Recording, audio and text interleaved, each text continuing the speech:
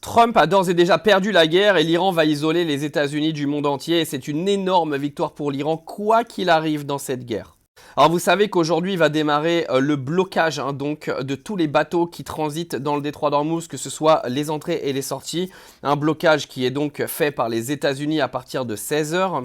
Et ce blocage va empêcher les bateaux d'entrer et de sortir, mais les pays du Golfe en sont ultra dépendants, que ce soit en termes d'approvisionnement de pétrole, mais également en termes d'approvisionnement alimentaire, etc., etc. Tous les pays comme les Émirats arabes, le Qatar sont ultra dépendants de ce détroit d'Ormuz et pourraient voir leur économie prendre un sacré coup dans la gueule.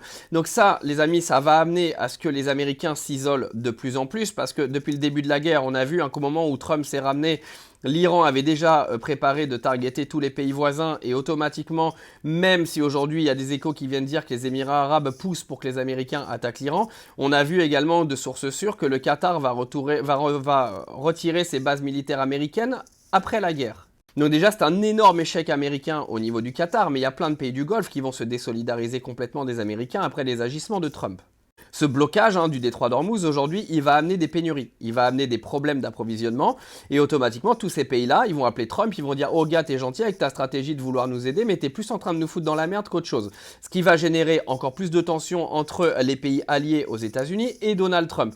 Trump, il s'en fout des pays alliés, d'accord? Il en a rien à cirer. Lui, ce qui l'intéresse, c'est de pigeonner l'Iran au maximum possible. C'est un égocentrique qui a soif de pouvoir, et il est juste en train de réfléchir avec son ego. Sauf que il va créer un isolement total des Américains. On a vu également que pendant cette guerre, on a tous les pays de l'OTAN qui se sont désolidarisés des Américains, qui ont dit qu'ils ne viendraient pas débloquer le détroit d'Ormuz, qui ont dit qu'ils ne viendraient pas aider les Américains. Mais pire que ça, ils ont même fermé leur espace aérien pour les avions qui traverseraient leur espace pour aller bombarder l'Iran. C'est un désaveu total de Donald Trump. C'est-à-dire qu'aujourd'hui, on a même le Canada hier qui s'est désolidarisé totalement des Américains. Maintenant, les Américains vont se retrouver tout seuls. Même les Coréens du Sud, même les Japonais ne veulent pas venir en aide à Donald Trump.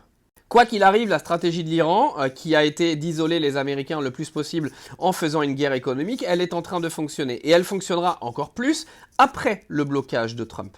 Alors ok, l'Iran va sûrement avoir des répercussions par rapport à ce blocage des Américains. Est-ce que la Chine va rentrer dans la danse et attaquer directement les bateaux américains? Ça, on va le savoir bientôt. Mais la stratégie iranienne qui était dès le départ de faire en sorte que les Américains soient tout seuls avec leurs copains israéliens, mais on va dire que c'est le même pays, à se battre contre l'Iran, est en train de fonctionner. Les États-Unis sont aujourd'hui totalement isolés. Donald Trump est passé dans l'opinion publique d'un président moderne drôle à un abruti qui est en train de jouer avec la vie de tous les civils du monde entier.